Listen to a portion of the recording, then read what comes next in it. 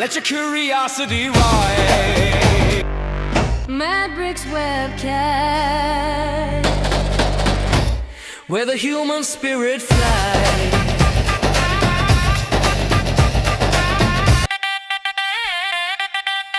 Matrix webcast. Where the human spirit flies.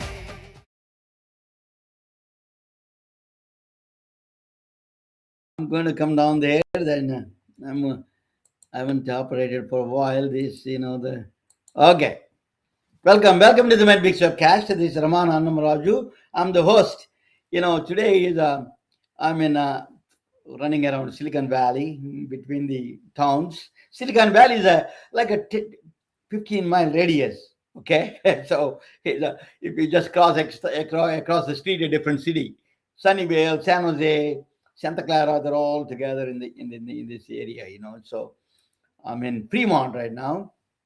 But let me introduce my colleague. She's been there a long time, so she's a friend of mine. Her name is Jennifer Niemeyer. She was instrumental in helping me so many ways all these years. And let me bring her to the table. Jennifer, welcome, Jennifer. Welcome to the webcast. How are you? Good. I'm so excited to be here. I'm excited for your show today with Dr. Block. It sounds absolutely so interesting. Can't wait. How is the weather in Dallas? How is the Dallas weather? Very nice today. It's been cold, but today we're in the 80s, so pretty nice. Yeah. So I'm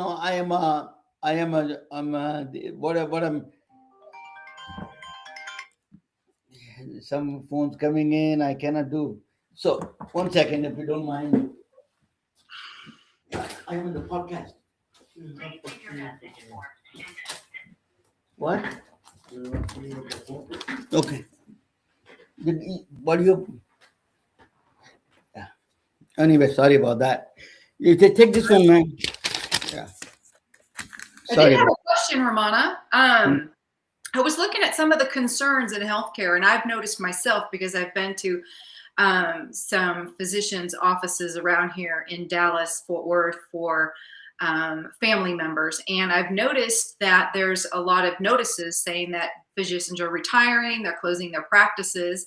And so I did a little research, and then along with that, it showed that there's this huge gap between urban and rural healthcare. And so I didn't know if you have touched on that. And I know that Dr. Block does some consulting, coaching and leadership training, for physicians. And I wonder what the real reason is that I seem to be seeing a lot more now than ever before of physicians retiring and closing their practices. Yeah, rural healthcare is a big challenge. Let me introduce you, Dr. Jonathan Block. He has a very interesting background. Tonight on MedBreaks, we explore what it truly means to understand healthcare, not just as a clinician, but as a system, a business, a leadership structure, and a mission of service. Our guest, Dr. Jonathan Block, brings more than 35 years of experience across every layer of healthcare, from starting as an EMT, think about that, in Boston, to serving as a medical technologist, to become a board-certified urologist and obesity medicine doctor. Oh my God. And his journey spans frontline care to executive leadership. A former major in the United Air Force Reserve, Dr. Block has also served as a department chair, vice president of medical staff, and a medical staff president, holding a seat on the board of governors of a community-based teaching institutions where strategy meets a financial reality. With the advanced degree in healthcare administration, public health, legal studies, he's a doctor, kind of a lawyer, I think, and emergency management studies, along with decades of consulting in pharma, biotech, and venture analysis and medical device innovation. He bridges clinical excellence with the business acumen today. As the Vice President and Director of the Medical Affairs at Yarbo and founder of Peerhead Lighthouse, he continues shaping leaders in healthcare. Dr. Block represents something rare, someone we have seen healthcare from the ambulance to the boardrooms. That is a, we need to bring him back, bring him to the table. Oh God, what a, I tell you, another famous man in the, welcome, Dr. Block. Thank you. Thank you very much. You make me sound more important than I really am. You know, I have another important person who is started as a EMT person in Boston, not in New Orleans. He became a very powerful guy. At ENI Health, the CEO, Jonathan Bush. He started as an EMT. I didn't know that. Yeah, Jonathan Bush is he wrote a book called Where Does It Hurt? That's, he wrote a book, and that, you know, he's from Boston actually. You know, so tell me, your background is mesmerizing for all of us.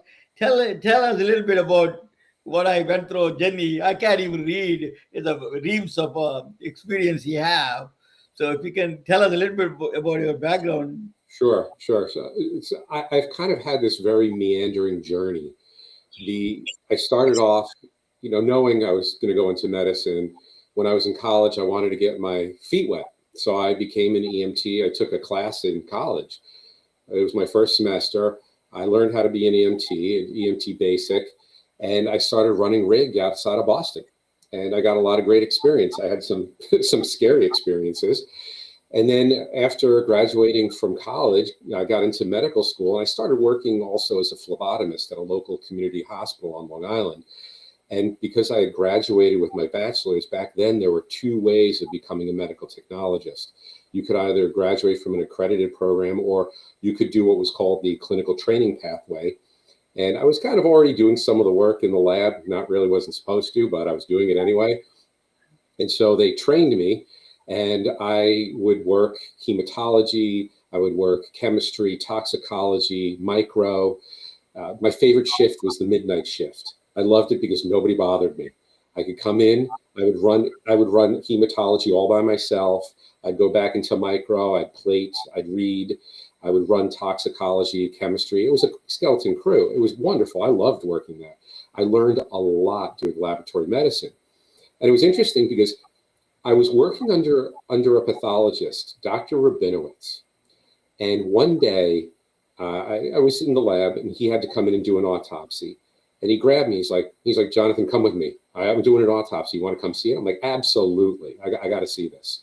So we're standing there at the table. He's doing the autopsy, and I'm listening to him. And I said, because of you and my experience, I'm thinking of going into laboratory medicine. He literally put down an organ, stopped what he was doing, looked at me, says, no. He goes, you're a clinician. I can already tell. And it kind of made my mind that pathology was out for me. When I went to med school, I honestly never thought I would be a urologist. Never thought. My father passed when I was 8 years old from severe diabetes complications. So I'd always imagined I'd be an endocrinologist, I'd go into family practice.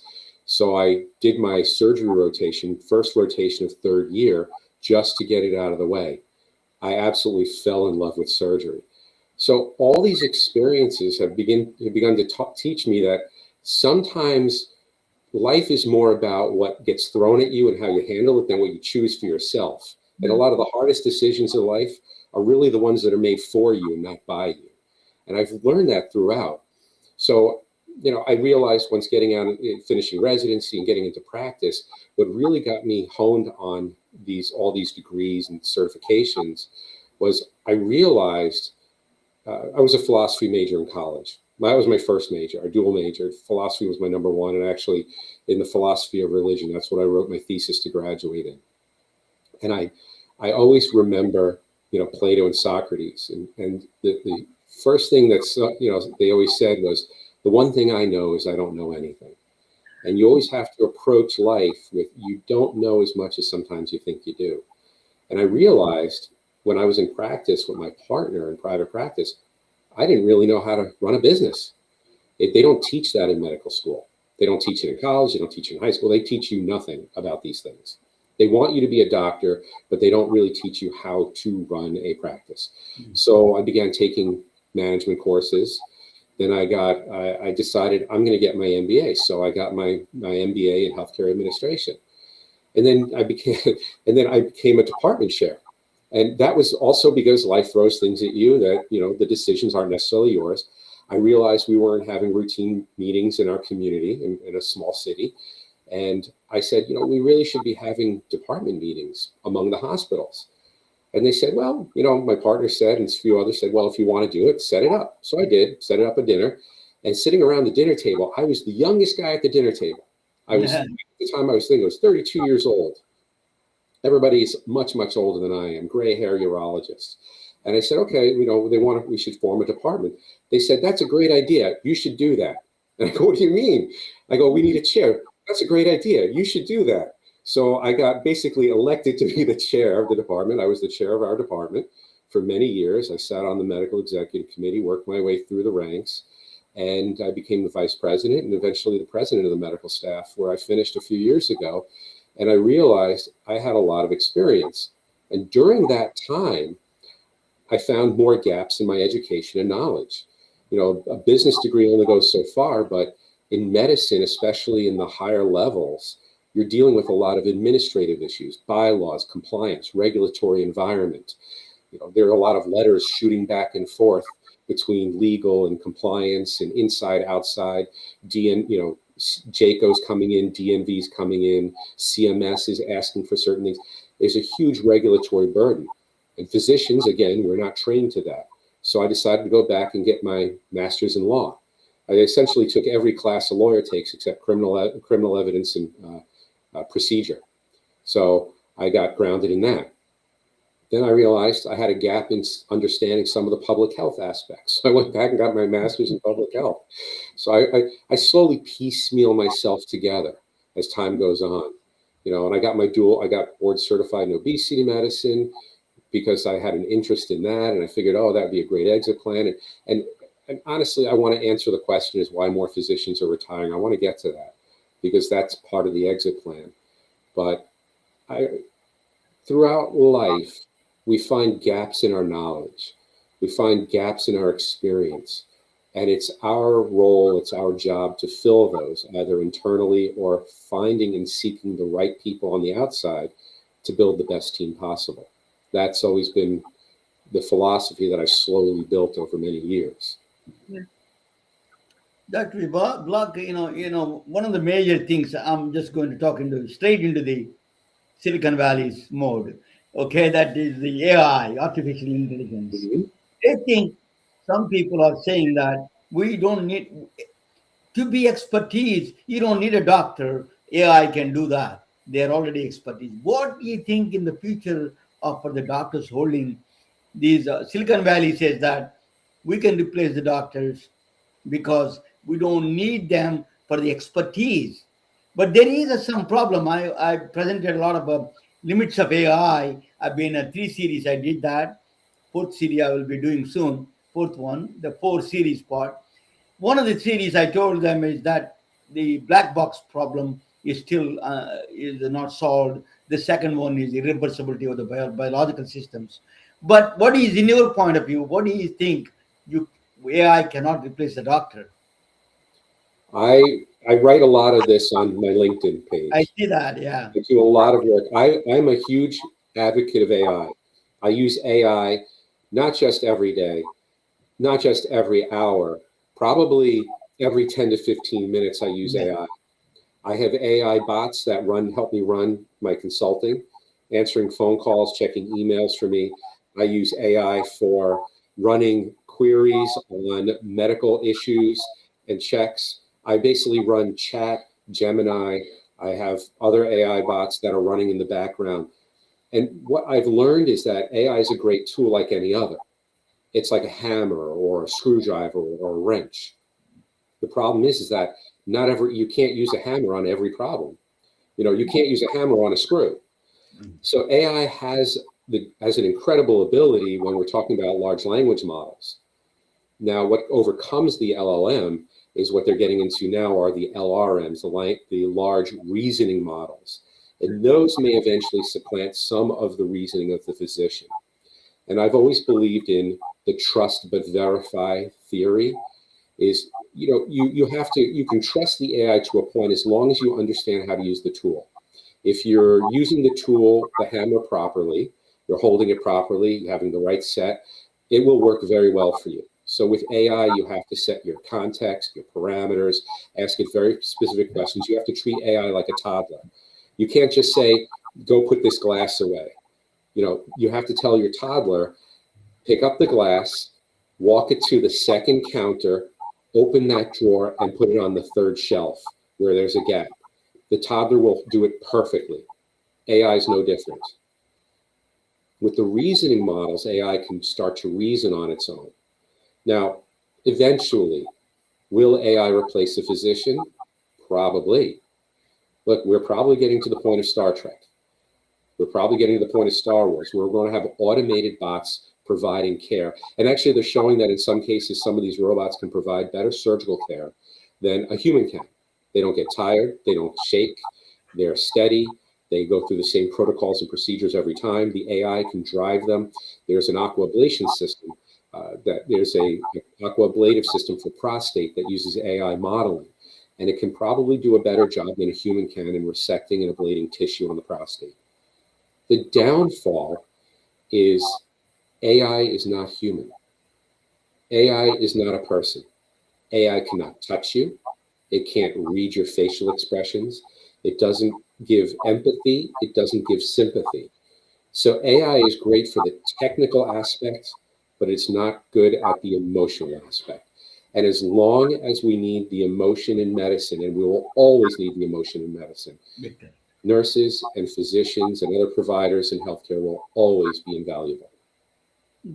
And also, in my view, AI can increase the uncertainty also because it's too much data coming in, too much uncertainty coming in. That's where the doctors are really need to use their mind to really judgmental. The judgment belongs to the doctor. So you write a beautiful articles. I read all your articles. You write it about why it is so important to have a human. If I go to the doctor, I don't care how brilliant the doctor is, but if he's talking nice, as you said, that calm voice, and then he's a body expression and calm me down, it is a billion things much more powerful to me than big MRI machine telling me all these nuances. I think I don't think we can replace that humanity, as you mentioned on all your articles about that. How to look in the eye and then talk with the patient, shake the patient, he took the hand of the patient, what the Jesus did, he hold the hand of the leper. So it is healing has to come from that part. He is not just I strongly believe, I follow your articles, and you brilliantly put what I did was, one of the things, we are Silicon Valley people, what we want to do is that take that kind of a framework and then mathematical, make it you cannot, there is uncertainty comes still. We need to quantify that uncertainty, then doctor will become a major role. So Right. that is where I play some mathematical thing I'm developing so far, human care capacity. So I'm developing, I will talk with you later about that, but that is a goal. There is uncertainty there. AI can add a data, but it doesn't add care. Very strange. If you buy, they're putting AI and everything, slap on everything, the care may go actually affect. It may go down. So that is, we need to measure that. So I'm developing some framework to measure that capacity. But anyway, you're doing a great job. That is what you're bringing the human to the center. Then let me ask you, Dr. Block, you have a lot of experience in way beyond that. I can even ask questions. You are a board, you're representing in the hospital board. When you're in the board, then you're the suit versus scrubs, right? There's a CEOs up there on one side, hospital management, and then you are representing the doctors. What tension he face, autonomy wise? What kind of a tension he face in the during this? How do you represent doctors without self interest? There's always going to be a degree of self-interest, and you have to try to separate yourself. You have to almost do an astral out-of-body experience. You have to put the needs of the institution in line with the needs of the physicians. And sometimes you always have a tainting of your own personal bent. That's why you can't always do it alone. You need a team. That's why that's why a king doesn't work. A monarchy doesn't work, because it's one person's opinion, and that opinion may not always be right. Yeah. You have to have other people to adjudicate, to evaluate, give an opinion, to soften or strengthen an opinion depending on where it's going. So when you're dealing with an issue, whether it's buying a certain piece of equipment, or evaluating an expansion, or opening or even closing an office for outreach, you have to think of your mission first, and then where do you need to go? And is what you're hoping to accomplish going to feed or compete against your mission? So if your mission is in healthcare, the patient is your mission. We always have to approach it as the patient first. So the system where I was, when I was president of the medical staff, and we were going through this, we were actually coming up with a system of new mission, vision, and values. And in these meetings, the one thing I kept saying is the patient has to come first. No matter what we do, number one, the patient must come first. Doesn't matter if it's a disaster, the patient comes first. It doesn't matter if we're hurting for money, the patient comes first. It doesn't matter if there's no insurance, the patient comes first. It doesn't matter if we don't have the equipment, the patient comes first. And then we will sort everything else out. The patient must come first. How practical is that, Dr. Block? Let me ask you, patient comes first, that's given understanding, but what comes to the autonomy is not there. The doctors has to send a particular, if you need to send, you need to refer this patient to this particular MRI center or particular surgery center. That kind of autonomy is not there, clinical autonomy. How do you enforce that? There is a block there. How do you respond to that? So you're right. There are times when the organization, the institution, the community doesn't have the resource available. But then it becomes the responsibility as the catchment area to help that patient find where they need to go. Okay, so you were saying, Mr. Jones, we don't have the MRI that you need, but it's in a sister community 40 miles away. We're going to help set up transport. We're going to help set up the appointment, and we're going to get you there and back. That's where it goes. And how does it work? I'm going to counter with a simple piece of data. And I actually mentioned some of this today when I wrote a LinkedIn post all about medical staff autonomy, but there was something linked in there. I saw that, yeah. Studies show that hospital systems that are physician-led and physician-driven actually run and operate at lower cost with higher quality metrics and outcomes than systems that don't. Because the physicians understand the needs of the patient, and they understand the intricacies of how these systems work. So we can mesh both worlds. We can identify what a patient needs within the capability of the resources of the system, and then we can say, yes, we can, no, we can't, or we can with a caveat. So let's figure out how we're going to do this. And then it's all buy-in. It's all buy-in from the other physicians. If you have a physician-led system, physicians tend to aggregate and follow. If it's a non-physician-led system, there's almost an impetus to create an obstructionist view, meaning why would a pack of lions follow a tiger? You're a cat, but you're not one of our cats. But the law prohibits at this time. The physicians cannot own the hospitals, right? The law is not there yet. It depends. It depends. It depends on the state. In some states they can, in some states they cannot. But many of the physician-owned institutions are grandfathered in, and there are several of them across state lines. Yeah. There was an article that came out, I believe, early last year it was somewhat of a throwaway journal looking at these institutions, and it looked at all these metrics. It was a great little article, and we need to overcome the regulatory environment. The problem we face is I feel like medicine, modern healthcare, is where the airline industry was in the 1970s. I don't know if you remember back in the 1970s, the airline industry, quality was going down, safety was going down, costs were going up.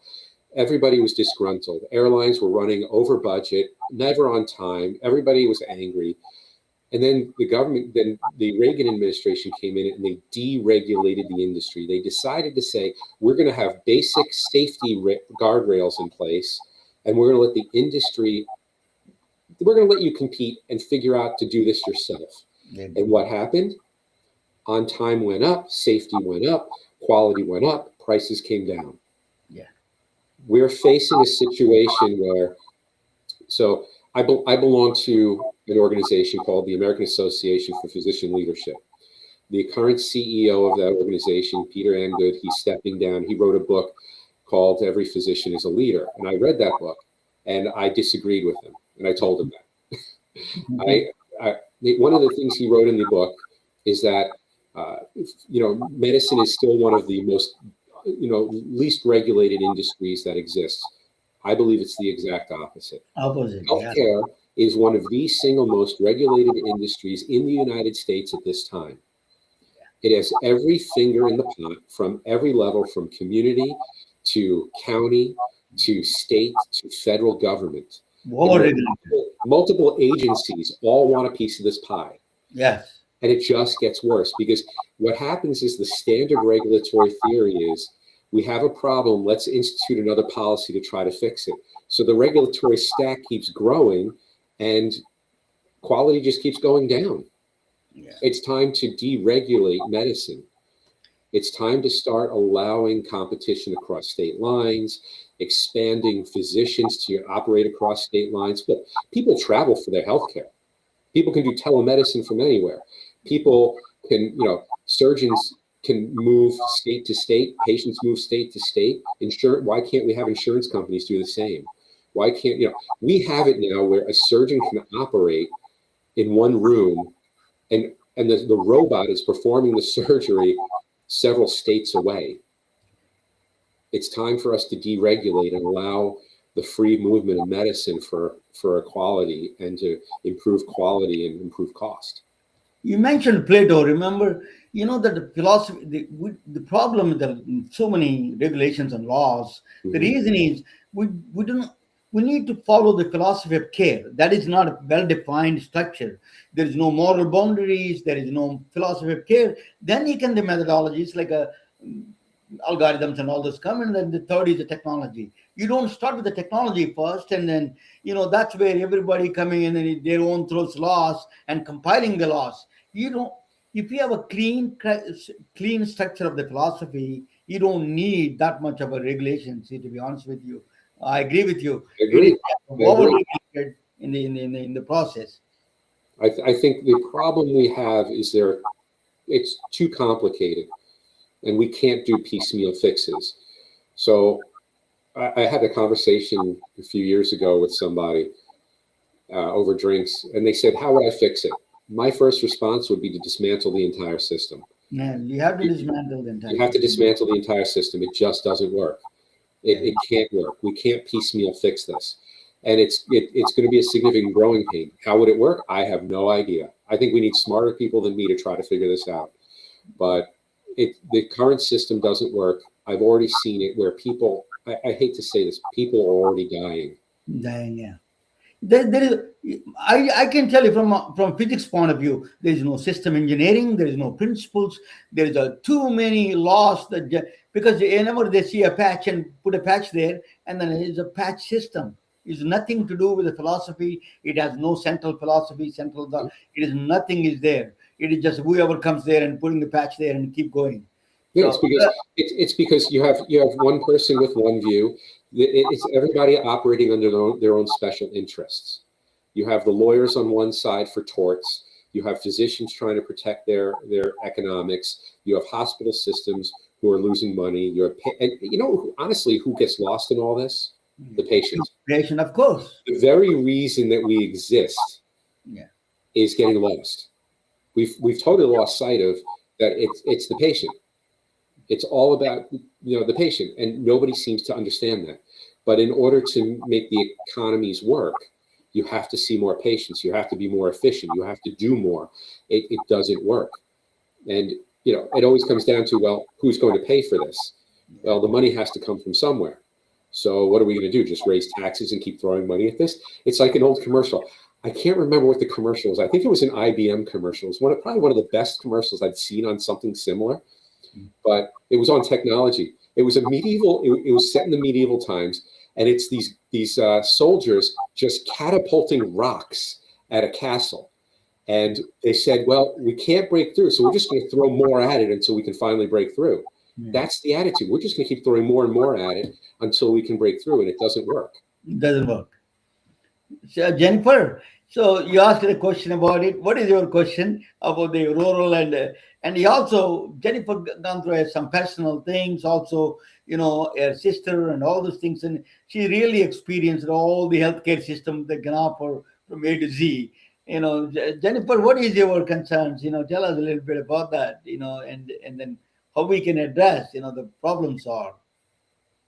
Yeah, no, I really do think it is the loss of the patient. I was just at the physician, and that meeting was maybe less than 3 minutes with the physician, and the physician then spent the next 25, 30 minutes on the computer. So, writing the notes. And, but that was just one experience. But looking at current concerns, I've seen a lot of notifications that there are being posted at places like UT Southwest here in Texas that have notifications physicians are retiring. Mm-hmm. And then, I read a little bit farther and it's like this urban rural healthcare gap. And so I was just starting to look into what does that actually mean? Is there just a lot of physicians aging out, or is there another reason, just like there was when nurses were overworked and overtired and decided to change their careers? So this is a multi-level problem. And imagine a watch. The pieces work great when they're finely tuned, and then someone came along with a hammer and broke the watch. And what I'm going to say is somewhat unpopular in some circles. So if you look at the system, it's not that people are aging out necessarily, but people are deciding to retire earlier for several reasons. There's a woman, you should look at some of her work, Kim Downey. She runs a podcast on physician burnout, and it's huge right now. Physician burnout is a major stress disorder, and it continues to rise because of regulatory burden, technology, loss of the patient contact. So burnout is high. We're working harder to make less. And so the incentives are going away for us to stay in practice. It's the way I said it to a patient once was, some days medicine's not fun anymore. It's too regulatory. I'm forced to deal with the computer and not the person. We're taking care of the paper, not the people. So it's creating a barrier. Then the other side of it is you want to follow the money. The money is not in rural care. After the passage of the One Big Beautiful Bill, it got even worse. Rural facilities are very heavily reliant on Medicaid. Medicaid is being cut for budgetary reasons. Rural access to healthcare is going down. Part of that also is because of physician burnout. People don't want to go and be a solo practitioner in a rural area, not make a lot of money when they're going to be on call all the time. We're starting to see a big push in medicine towards better work-life balance. That's why you're seeing larger centers of excellence aggregate physicians. when you're recruiting physicians in these larger centers, they're all going to larger places where they're not on call every 1 or 2 nights. They're on call every 10th night. They're sharing the burden. And you can only see that in large institutions. But they're also looking at lifestyle. So when they're not on call, they can go out, they can go shopping, fine dining. They want the lifestyle. They want the best of all worlds. And they're commanding that, and they deserve it. We're also seeing a shift in the philosophy of medicine. And this is coming into where more women are going into medical school than were before. Over 50% of medical school applicants and entrants were women, whereas they were not before. I believe this is the first year, one of the first years where I think it was up to 55% of medical school applicants and entrants were female, not men. And what we've seen in the workforce studies is that women in medicine, this is the unpopular part, women in medicine tend towards the more lifestyle derivative medical fields. Sure. They want 9 to 5 jobs because they have to balance the family. They go anesthesia, they go ER medicine, dermatology. They're going into the fields that when they clock out, they go home. Nobody wants to work the long nights anymore. Nobody wants to be on call anymore. And so we're seeing there's a huge shift in the demographics, and it's a problem. We're seeing it in urology. Part of the issue is that patients are getting older, patients are getting sicker, and the residency programs are not training enough people. So the average urologist is getting overworked. So what happens? We get burned out. We leave the field, which leaves our compatriots who are still there doing even more work. It's a self-fulfilling prophecy. It's a spiral downwards. It's a race to the bottom. That's what this is. And it's a huge issue. We need to train more physicians. No one wants to go into primary care anymore because there's no money in it. It's honestly, the average primary care doctor makes less than someone coming out with an IT degree in a lot of cases. Yeah. And that's not feasible. That's not feasible. I was on a LinkedIn post where there was a subspecialist surgeon whose annual salary in a private practice group, annual salary was $140,000 take home, okay, after taxes. And people are like, well, how's that possible? And that's one of the takes. The other take was, well, doctors don't need to make that much. One take was, well, how's that possible? And I've been in the system. Yeah. Surgical subspecialists working and he was a pediatric. This is the key. He was a pediatric surgical subspecialist in private practice.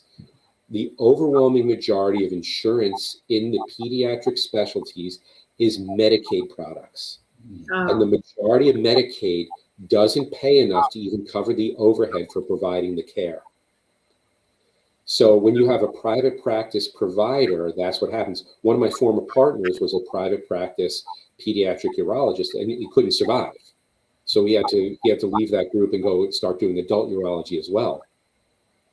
The reason that you're seeing these aggregated centers with employment models is because these are now what we call this in business a loss leader.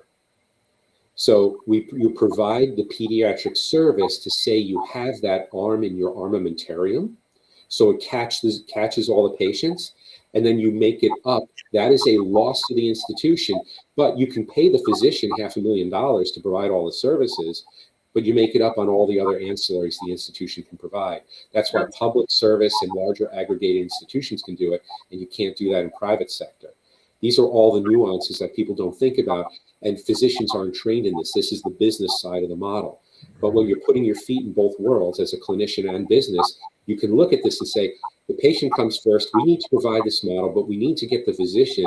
How are we going to do this in the most efficient, cost-effective way and get everybody what they need? Dr. Block, there is another big impending problem for the United States now. People are getting older.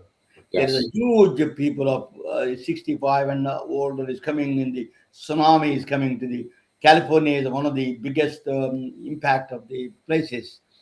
So how do you think we can cope with this kind of a huge demand for the healthcare services. Well, I want to add a second ancillary to that. It's not only getting older, but getting bigger. So I'm going to put on my obesity medicine here. Yeah. Obesity is an epidemic in not just the United States, but the entire world. Yeah. We're getting to the point by 2030, 50% of the population will have been classified as obese at any time in their lives. Okay. And obesity is classified as a BMI over 30.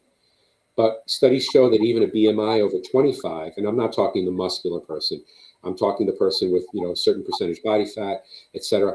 Even overweight people have higher health problems. So obesity has been shown and linked to several comorbid conditions, which are linked to massive costs in the healthcare system, from cardiac disease, coronary artery disease, atherosclerotic disease, to osteoarthritis, kidney disease, liver disease, increased risk of cancers, diabetes.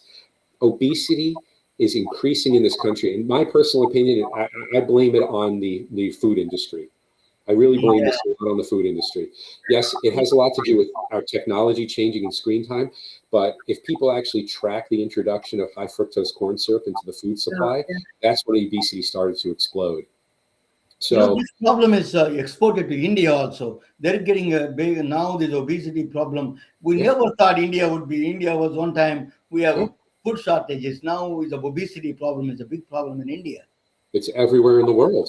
It's everywhere in the world. Because we have high caloric foods, increased sedentary time because technology does our work. I feel like we're getting to the point. Did you ever see the cartoon Wall-E from Pixar?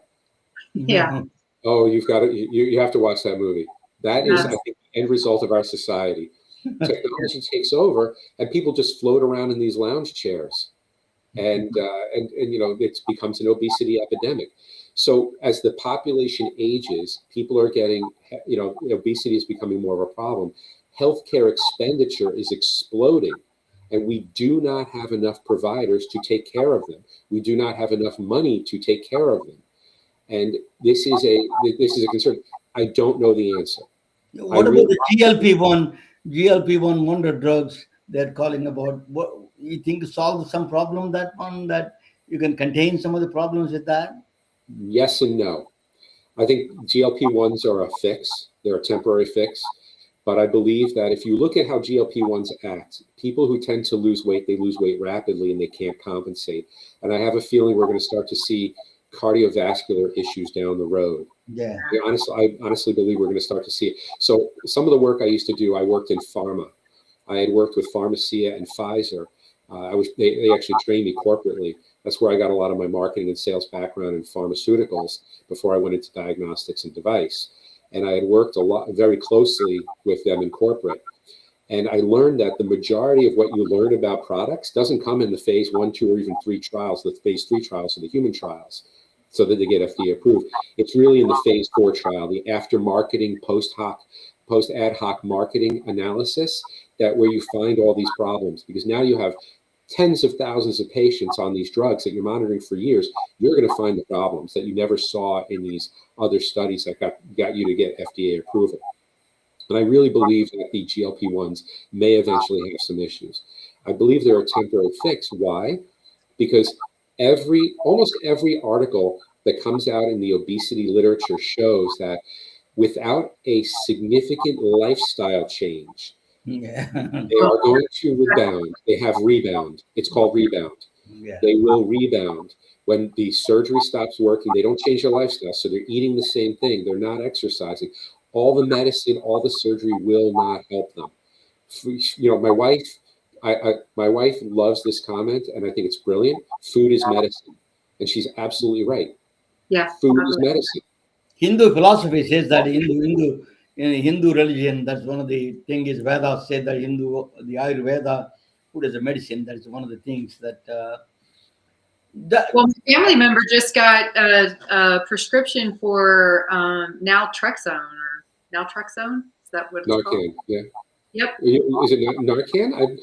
So that's interesting that they're using Narcan. I've seen some literature on using naltrexone for weight loss. There are a lot of different things that can be used. It's identifying the right pathway. Not every particular product will work on every particular person. But we do know, and the literature shows all the time, it will not work in the long run unless there's a significant lifestyle change. Yeah, I believe food is the medicine. So I think your wife is 100% right. Yeah. Yeah, I will tell her you said that, and I agree. She is 100% right, and she'll love hearing that. Well, I always think to myself, what's the key to me, right? What's the key to my balance? Right. What vitamins or what foods do I need to eat more or less of, and what do I need to do to make those things be good and healthy for me? Because it's not the same for everyone. And so It's not. yeah. It's not. It's the same thing on the studies in obesity medicine looking at diets. That's why there's a huge push in what's called pharmacogenetics, looking at a person's gene structure to see how they will respond, not just to medication, but some people respond better to certain exercises. Some people respond better to certain diets. So there are studies that show that different people respond to different diets depending on certain parameters in their genetics. So not every diet always works for the same person. Exactly. Just like your fingerprint's different for everyone. So exactly. Yeah. So we're talking about physical health. What about mental health? What is your opinion on the mental health side? What we are going through? Why there is so much stress on the technology stress, this stress, that economic stress. So, what is the society think in your direction? You're thinking as a very ecosystem wise. So I believe that we have three bodies we need to nurture. We have our physical body, our mental body, and our spiritual body. I had actually done some work, taking classwork in spiritual counseling at the University of Redlands. So mental health is incredibly important. How you think controls a lot of what you do. Now we're going to veer from Western medicine slightly into Eastern medicine. So I have studied things in Eastern medicine such as emotional freedom technique, acupuncture, acupressure. I've looked at it, and we're kind of looking at the same thing from two sides of the coin. In Western medicine, you fix the body, you change the energy. In Eastern medicine, you change the energy, you fix the body. Neither system is perfect. Yeah. It's the studies have shown that it's really an amalgam. It's called complementary medicine, and there are providers out there who work specifically in this area, identifying different aspects of medicine that will help you. So one of my favorite stories was there was a patient years ago. I heard this story, who was diagnosed with stage 4 terminal cancer, and he would not accept defeat. So he went home and he essentially took out every Three Stooges comedy video he could find and watched them over and over, laughing hysterically. Yeah. And he was cured. He was cured. The mind, right? That's the placebo effect. The mind can do amazing things if you let it. Yeah. It's almost the observer effect in quantum physics. So I'm a huge believer in that, is that creative visualization. You see what a path that you want to be on, how you deal with things. When I was a resident and I would stand outside the scrub sink of this one room, I would wash my hands and I'd look up, and above the scrub sink, there was a saying up there. It said, 10% of life is what happens to you. 90% is how you deal with it. That was the saying above the scrub sink. And when I was washing my hands, I didn't really understand it. It's kind of like those Zen haikus, those Zen puzzle, what's the sound of one hand clapping? You don't understand it if you think about it with your rational mind. You kind of have to let it just stew in you for a while and just get an emotional response. And I really believe that the mind has the ability to direct us. And we as humans, we're tactile creatures. In healthcare, that's why AI can't replace us. When a patient sits down across from me, they're looking at my face. They look at my concern. If I'm concerned, they get concerned. If I'm relaxed, they're relaxed. If I'm emphatic, they understand. I love the article you mentioned. Yeah. AI can't do that. It's a mirror technique. The body language of a physician is so important that what you're saying. So I've been interacting with the doctors for a long time and lots of thousands of doctors. I see that I can see the difference. The people who worries you and then with the calmness and the body language is of such a, it makes a huge difference in body language. That you were mentioning in your article today, very good article in my view. I think, yeah, I encourage all the audience to read about his articles. Very good. He writes a very interesting way. The AI cannot replace the physicians. That is a human factor has to be center of it. That is a really powerful argument. He puts it together. Dr. Block, another thing I wanted to ask you is that, you're just a, I'm a quantum physicist. Only way I can explain quantum physics, I thought about it several times. How do you explain quantum physics? Only in India, when I was doing that, best way to understand quantum physics is through storytelling. Storytelling is the powerful weapon to tell this, quantum physics.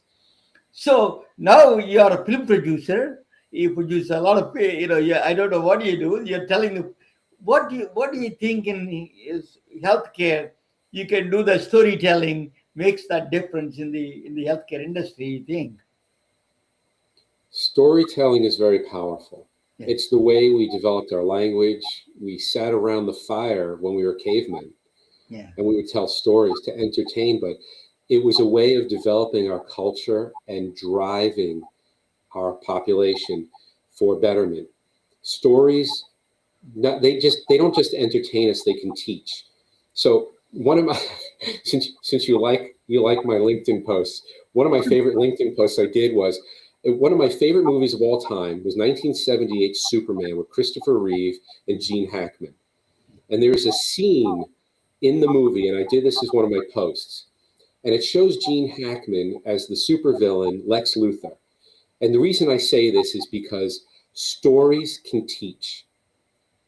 Okay, I love to use movie quotes because they can teach. Yeah. And one of the quotes, Lex Luthor is Gene Hackman's character. What Lex Luthor says is, someone can read War and Peace and come away thinking it's just a love story. Someone else can read the ingredients on a chewing gum wrapper and unlock the secrets of the universe. It's all how you approach the story.